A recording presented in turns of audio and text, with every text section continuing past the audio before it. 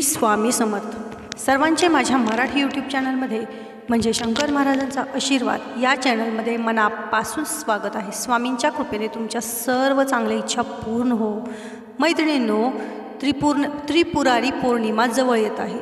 तर आजपासून त्रिपुरारी पौर्णिमेपर्यंत देवघरात कोणती वस्तू अर्पण करायची की जी वस्तू अर्पण केल्यामुळे तुमची इच्छापूर्ती होणार आहे, तुमच्या आयुष्यातील सर्व दुःख संपणार आहेत, तर ते आज मी तुम्हाला सांगणार आहे.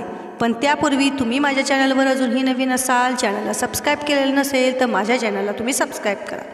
मैत्रिणींनो, आजपासून त्रिपुरारी पौर्णिमेपर्यंत देवघरात अर्पण करा ही एक वस्तू. दारात काढा हे एक शुभचिन्ह. हळकुंडाचा उपाय करा. मनवांचित इच्छा पूर्ण होणार आहेत तुमच्या. आता नुकतीच दिवाळी संपलेली आहे. दिवाळी अमावस्येच्या दिवशी आपण वर्षातील सगळ्यात मोठे लक्ष्मीपूजन केलेले आहे. यामुळे आपल्या घरामध्ये स्थिर आणि लक्ष्मी माता अखंड राहणार आहे. पण त्याचबरोबर त्रिपुरारी पौर्णिमेपर्यंत आपल्याला घरामध्ये एक सेवा करायची आहे. कारण या चातुर्मासाच्या काळामध्ये भगवान श्रीहरी विष्णू निद्रिस्त होते आणि ते कार्तिकी एकादशीला, जिला देवउतनी एकादशी असे देखील म्हणतात, या दिवशी ते जागे होतात आणि त्यांना प्रसन्न करून घेण्यासाठी आपल्याला घरामध्ये काही विशेष सेवा व उपाय करायचे आहे. असे केल्याने आपल्या घरामध्ये लक्ष्मी माता स्थिर आणि अखंड निवास करणार आहे. कारण तिला त्यापेक्षाही प्रिय श्री हरी विष्णूंची सेवा आहे. त्यामुळे काही साधे सोपे उपाय आहेत, त्यामुळे ते आपल्याला आपल्या घरामध्ये करायचे आहेत. तर आजपासून जर तुम्ही हा उपाय सुरू केला तर तुमच्या ज्या इच्छा आहेत त्या सर्व पूर्ण व्हायला सुरुवात होणार आहे. त्रिपुरारी पौर्णिमेपर्यंत आपल्याला रोज देवघरांमध्ये ही एक वस्तू अर्पण करायची आहे. या एक ठिकाणी आपल्याला एक शुभ चिन्ह काढायचे आहे जे भगवान श्री हरी विष्णूंना अतिशय प्रिय आहे. आणि इच्छापूर्तीसाठी आपल्याला 2 हळकुंडाचा एक उपायही करायचा आहे. हा हळकुंडाचा उपाय रोज करण्याची देखील गरज नाही, पण त्रिपुरारी पौर्णिमेपर्यंत कोणत्याही एका दिवशी हा उपाय तुम्ही करू शकता. त्रिपुरारी पौर्णिमेच्या दिवशी देखील करू शकता. तर काही उपाय मी तुम्हाला सांगणार आहे. याविषयी संपूर्ण माहिती जाणून घ्यायची असेल तर व्हिडिओ स्किप न करता शेवटपर्यंत बघा. 2 नोव्हेंबरपासून कार्तिक महिन्याला सुरुवात झालेली आहे आणि आपल्याला हे जे उपाय करायचे आहेत ते त्रिपुरारी पौर्णिमेपर्यंत करायचे आहेत. कार्तिक महिना हा भगवान विष्णू आणि देवी लक्ष्मीचा सर्वात प्रिय महिना आहे. पुराणामध्ये असे म्हटले जाते की याच महिन्यामध्ये भगवान विष्णू योग निद्रेतून उठतात आणि आपली कृपा सर्वांवरती करतात, आपल्या भक्तांवर करत असतात. कार्तिक महिना हा चातुर्मासातील शेवटचा महिना आहे. या महिन्यामध्ये भगवान श्री हरी विष्णूंची सेवा केल्याने देवी लक्ष्मी माता देखील प्रसन्न होते. आपल्या आर्थिक आयुष्यावरती त्याचा खूप लाभ होतो. एखादी व्यक्ती सतत जर कर्ज किंवा पैशाची चमचम भासत असेल तर त्या व्यक्तीने हे उपाय घरामध्ये केल्यास त्याला निश्चित त्याचा लाभ होणार आहे. घरामध्ये सुख समृद्धी ते घराची भरभराट होणार आहे. घरामध्ये अखंड लक्ष्मी नांदणार आहे. तर त्रिपुरारी पौर्णिमेपर्यंत आपल्याला हे उपाय करायचे आहेत. तसे तर कार्तिक एकादशी, जिला पण आपण देवउठणी एकादशी म्हणतो, या दिवशी भगवान श्रीहरी विष्णू योग निद्रेतून जागे होतात. पण त्रिपुरारी पौर्णिमेपर्यंत आपल्याला हे उपाय करायचे आहेत. त्याचे कारण म्हणजे त्रिपुरारी पौर्णिमा दिवाळीचा सणाचा उत्तरार्ध आहे. याच दिवशी दिवाळी मोठ्या उत्साहात साजरी केली जाते. कार्तिक महिन्यामध्ये जी पौर्णिमा येते त्या पौर्णिमेला त्रिपुरारी पौर्णिमा असं म्हटलं जातं. या पौर्णिमेला हिंदू धर्मातील 2 पवित्र तत्व म्हणजेच भगवान शिव आणि भगवान विष्णू यांची भेट होते. म्हणून घरोघरी दिवे प्रज्वलित केले जातात, घरी रांगोळ्या काढल्या जातात, फटाक्यांची आतिषबाजी होते. कार्तिक पौर्णिमा किंवा जिला त्रिपुरारी पौर्णिमा म्हणतो, मुख्यत्वे करून कार्तिकी देवांची पूजा केली जाते. एकादशीपासून सुरू केलेल्या तुळशी विवाह करण्याचा हा शेवटचा दिवस असतो. या दिवशी हरिहर भेट म्हणजे विष्णू आणि शंकराची भेट होते असे म्हणतात. हा जो उपाय आपल्याला करायचा आहे तो त्रिपुरारी पौर्णिमेपर्यंत करायचा आहे. यामध्ये काही स्त्रियांना जर अडचण आली असेल तर तेवढे दिवस तुम्ही स्किप करा, किंवा तुम्ही हा उशिरा जर व्हिडिओ बघितला असेल तर 2 दिवस आधी बघितला तरी देखील तुम्ही तेव्हापासून देखील या व्हिडिओला सुरुवात करू शकता. सुतक असेल तरीही तुम्हाला हा उपाय करता येणार नाही. तर पहा, कार्तिक महिन्यामध्ये कार्तिक स्नानाला खूप महत्त्व आहे. सकाळी ब्रह्ममुहूर्तावरती उठून कार्तिक स्नान करावे.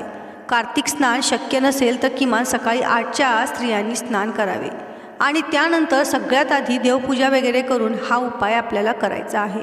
तर देवघरांमध्ये आपल्या प्रत्येकाच्या बाळकृष्णाची मूर्ती ही अशीच असते.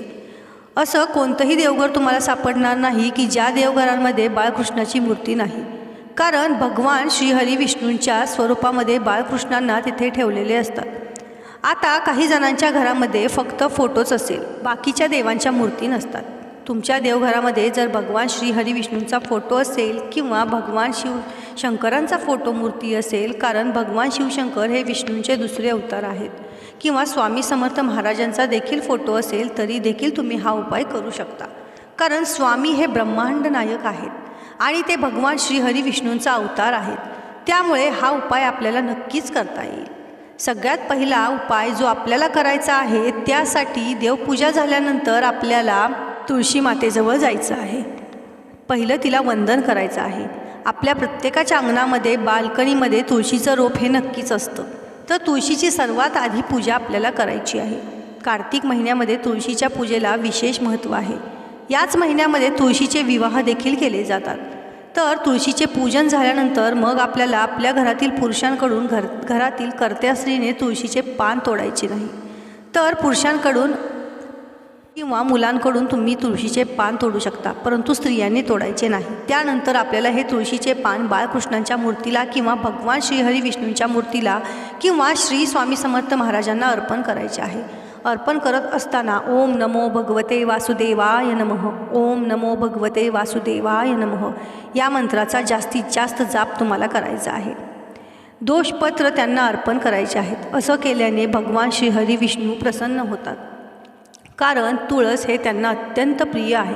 तुळशीला विष्णुप्रिया किंवा हरिप्रिय असे म्हटले जाते. त्यामुळे त्रिपुरारी पौर्णिमेपर्यंत हा उपाय प्रत्येक स्त्रियांनी आवर्जून करायचा आहे. त्यानंतर दुसरा उपाय बघा, आपल्याला आपल्या घराच्या अंगणामध्ये करायचं आहे. जिथे तुम्ही तुळस ठेवलेली आहे तिथे हे शुभचिन्ह आपल्याला काढायचे आहे. तसेही शुभचिन्ह चातुर्मासामध्ये काढले जाते. संपूर्ण चातुर्मास किंवा या शुभचिन्हाचा व्रत देखील केलं जातं. त्याचबरोबर अधिक महिन्यामध्ये देखील या शुभचिन्हाला खूप महत्त्व आहे. पण आता या चातुर्मासामध्ये ही व्रत करणे शक्य झालं नाही. त्यांनी या काही दिवसांमध्ये त्रिपुरारी पौर्णिमेपर्यंत हे शुभचिंतन रोज तुळशीजवळ काढायचे आहे. ते शुभचिन्ह म्हणजे आपल्या गोपद्य काढायचे आहेत. हे गोपद्य किती काढायचे आहेत? आपल्याला शुभचिन्ह तुळशीसमोर काढायचे आहे, रांगोळीने काढायचे आहे, किंवा तुम्ही कुंकवाने देखील काढू शकता. हळद कुंकू मिक्स करून देखील काढू शकता. आणि तुम्हाला विधिवत पूजा करायची आहे. त्यामध्ये हळदी कुंकू, अक्षदा, धूप, दीप ओवाळून याची रोज तुम्हाला पूजा करायची आहे. हे शुभचिन्ह भगवान श्रीहरी विष्णूंना अतिशय प्रिय आहे. गोपद्य काढायचे आहे. त्यामुळे त्रिपुरारी पौर्णिमेपर्यंत नित्यनेमाने हे शुभचिन्ह तुम्हाला तुळशीसमोर काढायचे आहे. हे शुभचिन्ह ज्यांच्या घरात काढले जाते त्यांच्या घरामध्ये साक्षात श्रीहरी विष्णू निवास करतात अशी मान्यता आहे. यामध्ये हे उपाय अतिशय साधे आणि सोपे वाटतात. त्यानंतर तिसरा उपाय. आता आपल्याला हा उपाय तुम्हाला तुमच्या कठीणातील कठीण इच्छा देखील पूर्ण होतील. तर त्या पूर्ण होत नसतील तर या काळामध्ये आपल्याला सेवेचा तुमचा लाभ होणार आहे आणि तुमची इच्छा जी आहे ती पूर्ण होणार आहे. प्रत्येकाच्या मनामध्ये काही ना काहीतरी इच्छा असतेच आणि त्यासाठी आपण प्रयत्न देखील करत असतो. परंतु बऱ्याचदा आपल्या कष्टाला, मेहनतीला म्हणावे तसे फळ मिळत नाही, नशिबाची साथ मिळत नाही. म्हणून या विशिष्ट गोष्टीवरती आपण केलेल्या उपायांचा आपल्याला लाभ होतो आणि आपली इच्छा, आपली मनोकामना पूर्ण होते. मग तुम्ही घराविषयी इच्छा असेल, तुमच्या मुलांविषयी काही समस्या असतील, मुलांची प्रगती व्हावी असे वाटत असेल, तुम्हाला संतती व्हावी असे वाटत असेल, त्यांचं करिअर व्हावं असं वाटत असेल, पैशांची भरभराट व्हावी अशी वाटत असेल, नोकरीसंबंधी काही समस्या असतील तर त्या दूर व्हाव्यात अशी इच्छा, मनोकामना तुमच्या आहेत, त्या पूर्ण व्हाव्यात यासाठी तुम्हाला 2 हळकुंडाचा एक उपाय करायचा आहे. सगळ्यात महत्त्वाचा उपाय. तर त्रिपुरारी पौर्णिमेपर्यंत रोज हा उपाय करायचा नाही, तर कोणत्याही एका दिवशी तुम्ही हा उपाय करू शकता. पण हा हळकुंडावरती आपल्याला एक सेवा करायची आहे. 2 हळकुंड आपल्याला आपल्या उजव्या हातामध्ये पकडायचे आहेत आणि त्यानंतर आपल्याला 108 वेळा ओम नमो भगवते वासुदेवाय नमः 108 वेळा हा मंत्र जाप करायचा आहे. जप करत असताना हळकुंड अभिवंचित करून ते तुम्हाला भगवान श्रीहरी विष्णूंना अर्पण करायचे आहे.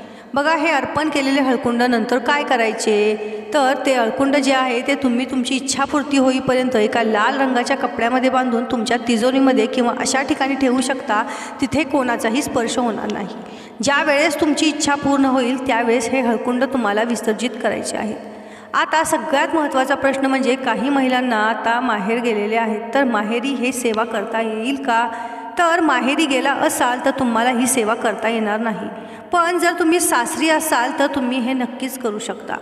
पण माहेरी किंवा इतर कुठेही तुम्ही फिरायला गेलेले असाल तर तिथे तुम्हाला काय करायचं आहे, तिथे तुम्ही नामस्मरण करू शकता. ओम नमो भगवते वासुदेवाय नमः या नामाचा जप तुम्ही करू शकता. त्यामुळे देखील भगवान श्रीहरी विष्णूंचे अखंड आशीर्वाद तुम्हाला लाभतील. ते आजपासून म्हणजे जेव्हापासून तुम्ही हा व्हिडिओ बघताय तेव्हापासून तुम्ही हे सेवा करू शकता. पौर्णिमेपर्यंत ही सेवा तुम्ही करू शकता. नाहीच जमले तर त्रिपुरी पौर्णिमेला देखील तुम्ही ही सेवा करू शकता. त्यामुळे भगवान श्रीहरी विष्णू या सेवेमुळे प्रसन्न होतील व तुम्हाला खूप चांगले आशीर्वाद देतील. आपण कुठेही अंधश्रद्धा पसरवत नाही. पौराणिक कथेतून किंवा आध्यात्मिक कथेतून ही माहिती तुमच्यापर्यंत पोचवत आहे.